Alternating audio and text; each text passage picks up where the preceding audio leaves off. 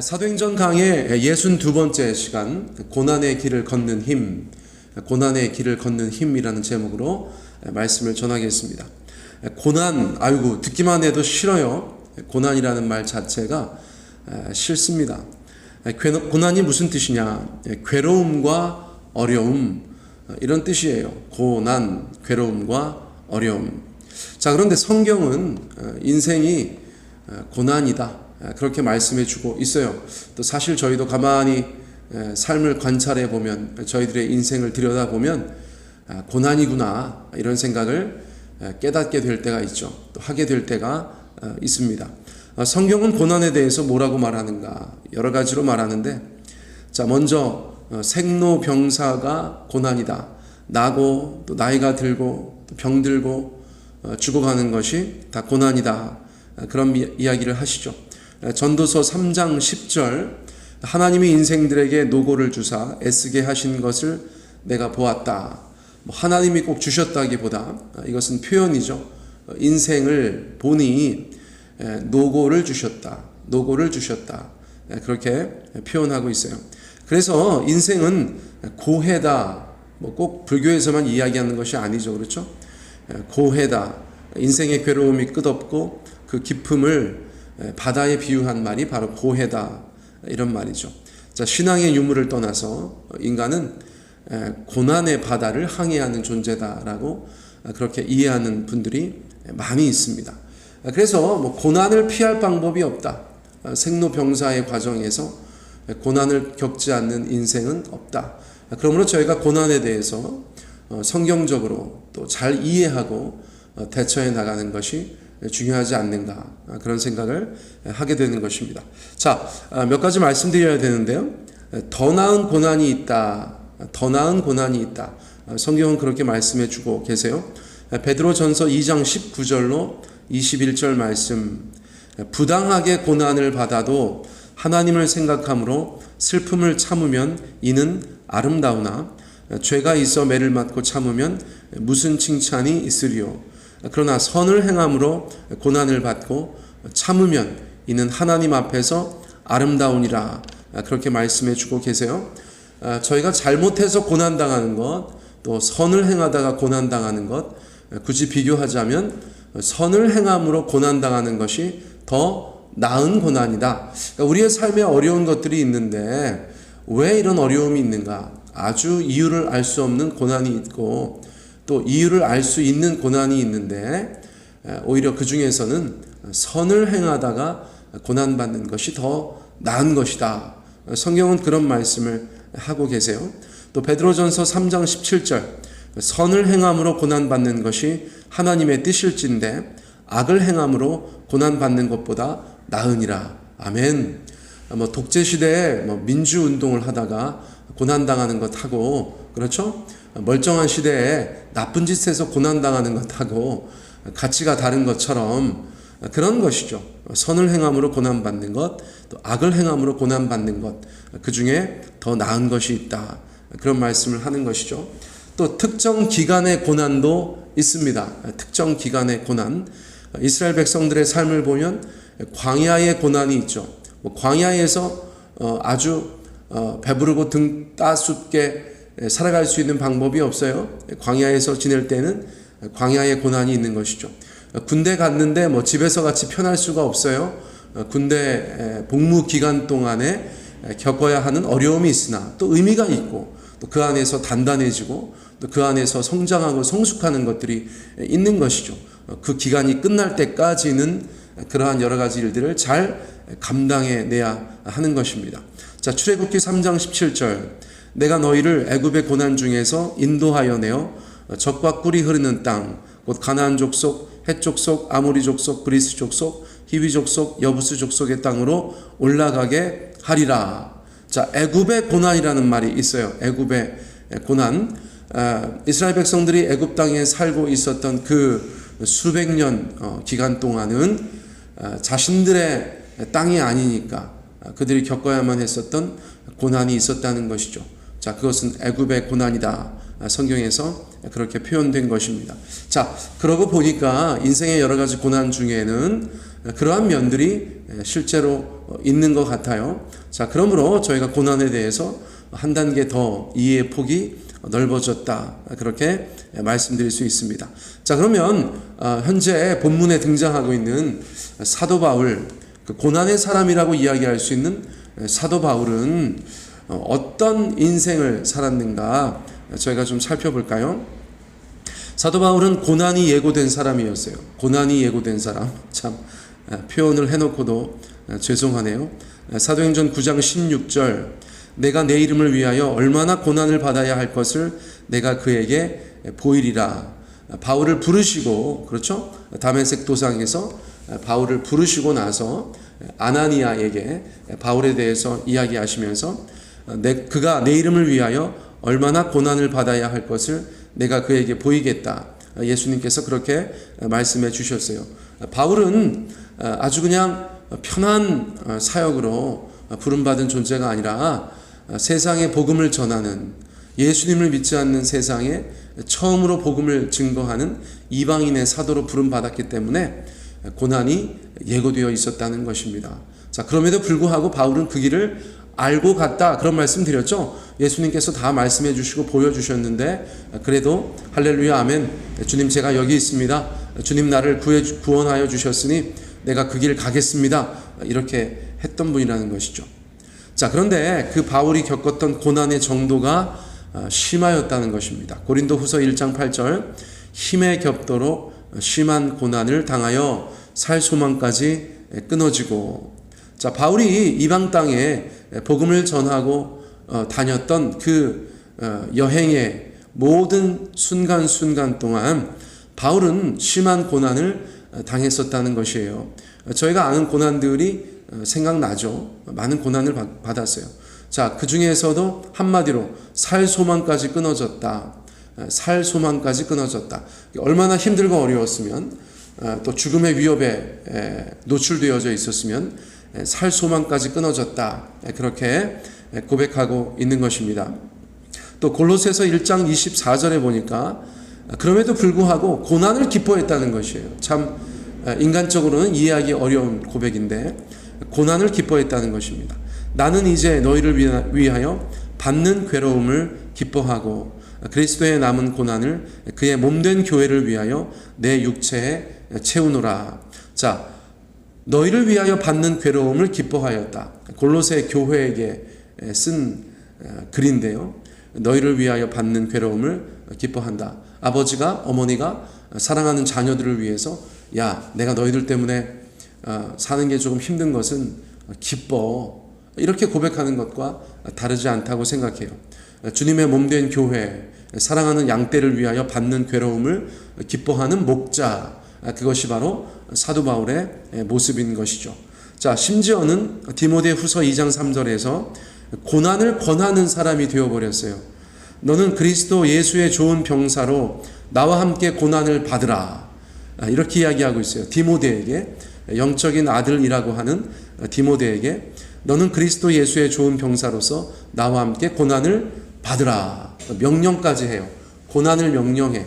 제가 여러분들 중에서 아주 그냥 신뢰하는 성도님에게, 일꾼에게, 우리 사랑하는 장로님, 권사님, 집사님, 형제님, 자매님, 우리가 그리스도 예수의 좋은 병사로서 또 세종 배단위 교회의 헌신된 일꾼으로서 우리 교회를 위해서, 우리 성도들 위해서 함께 고난 받읍시다, 이렇게 말씀드리면 여러분들께서 좋아라 하시겠어요? 그러지 않으시겠죠? 좋아라 하실까? 할렐루야! 아멘. 자, 그렇게 고난을 권하는 이유는 그 고난이 가치가 있기 때문이죠. 의미가 있기 때문이죠. 하나님과 하나님의 나라와 주님의 몸된 교회를 위해서 가치가 있기 때문인 것입니다. 자, 어쨌거나 예고되어 있던 고난의 길을 그렇게 기쁨으로, 쉽지 않은 길을 기쁨으로 가던 바울은 제자들에게 고난을 권하는 정도까지 고난과 친숙하고 고난과 가까이 있는 그런 사람이 되었다는 것이에요. 자, 그런데 마지막으로 보면 고난 너머의 영광을 보고 있었구나, 저희가 그렇게 알게 되는 구절이 있어요. 로마서 8장 18절, 로마서 8장 18절, 생각하건대 현재의 고난은 장차 우리에게 나타날 영광과 비교할 수 없도다. 현재의 고난은 장차 우리에게 나타날 영광과 비교할 수 없도다. 하나님과 하나님의 나라와 주님의 몸된 교회를 위해서 고난받는 자들이 반드시 기억해야 할 것, 지금 내가 고난받는 것은 맞는 것인데 그것은 장차 우리에게 나타날 영광과는 비교할 수 없는 것이야. 지금 조금 고생하는 것이 나중에 주님께서 우리 가운데 허락하실 그 기쁨과 그 보상과 그 천국의 소망과 그 영광과는 비교할 수 없는 것이야. 그것을 깨닫고 고백하고 그 믿음대로 살아가는 자들이 되어야 한다는 것이죠. 자, 바울이 고난에 대해서 어떤 인연이 있는 분인지 아시겠죠? 고난이 예고되어서 그 사역을 시작하였으나 결국은 여러 가지 고난에 대한 이해들이 있었음에도 불구하고 마지막에 장차 우리에게 나타날 영광과 비교할 수 없도다라는 믿음을 가지고 현재의 삶을 담대하게 싸워나가고 이겨나갔던 사람이라는 것을 저희가 기억해야겠습니다. 자, 그럼에도 불구하고 이제 사도행전에서 저희가 다루고 있는 사도행전에서 21장에서 26장까지는 길고도 지루한 고난의 시간들을 사도 바울이 보내게 됩니다. 제가 좀 간략하게 요약해서 말씀드리려고 해요. 21장에서는 바울이 예루살렘에 가서 강성 유대인들에게 잡힐 뻔합니다. 잡힐 뻔해요.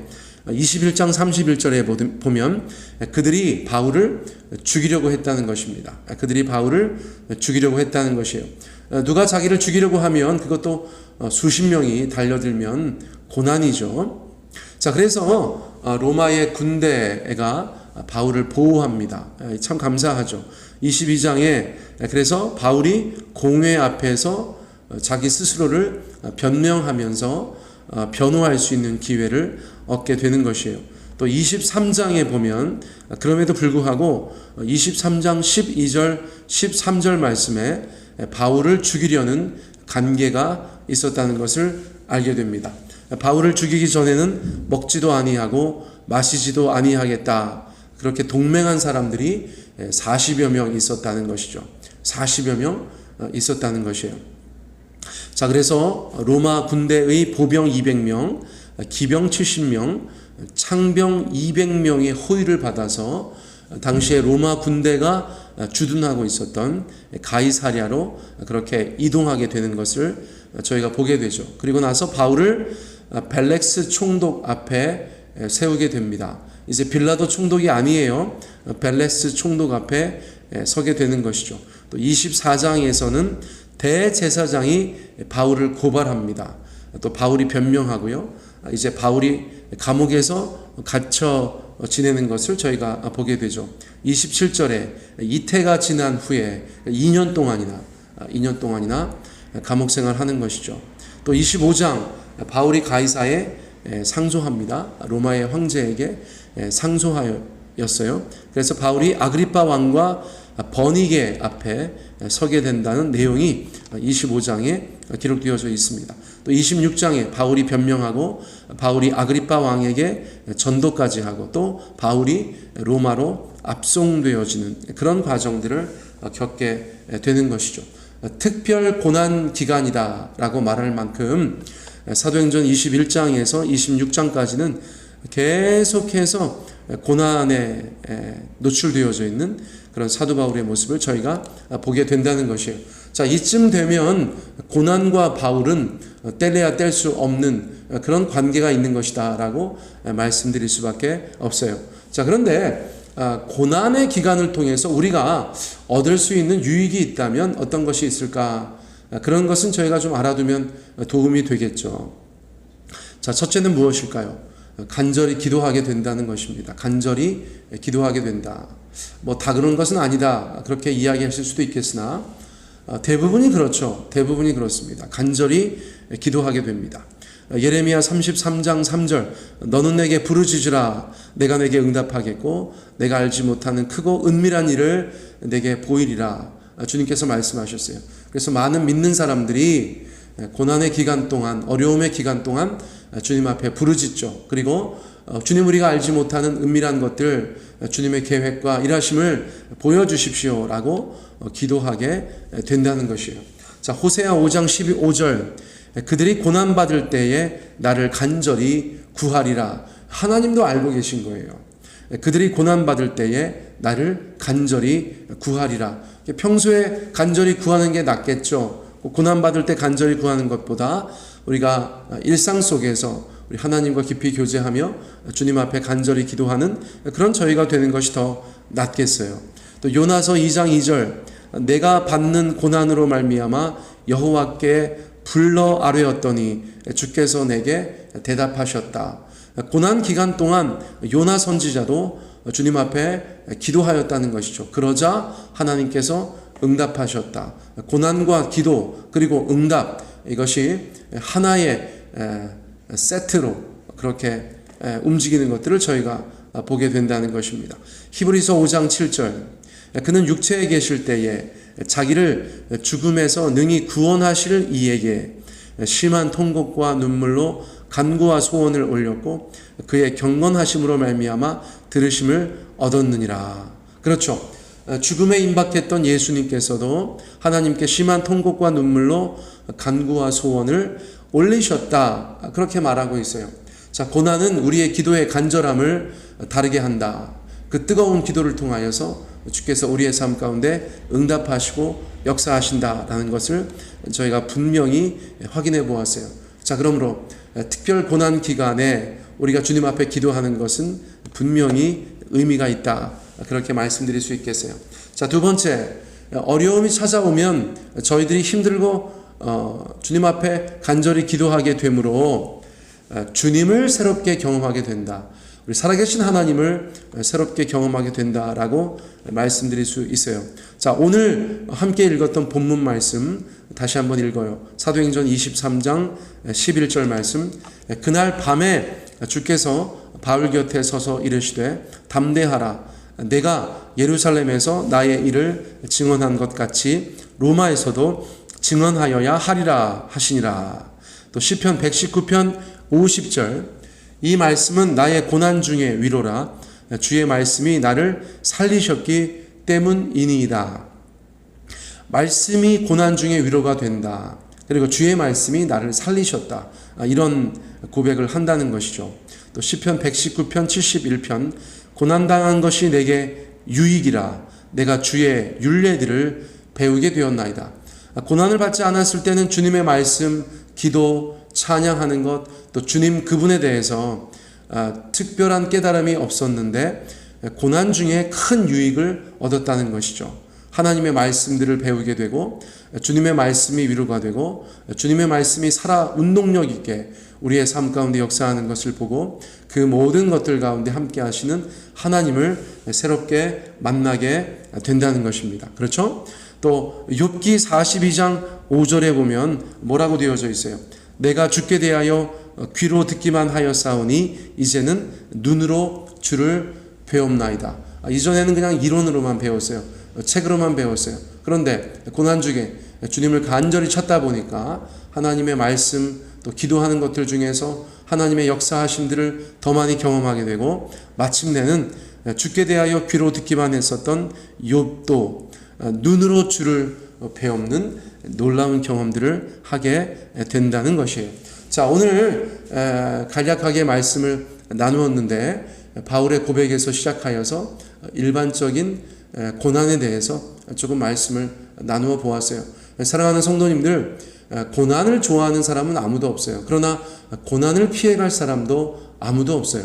그러므로 삶의 어려움이 찾아왔을 때 그 고난에 대해서 우리가 성경적으로 잘 이해하고 그것을 믿음 안에서 하나님과 함께 성령의 은혜 가운데 예수님을 믿음으로 또 기도와 말씀 가운데 잘 이겨내고 끝끝내 승리하는 저와 여러분 되는 것, 그것이 저희들의 삶의 중요한 과제가 되겠다.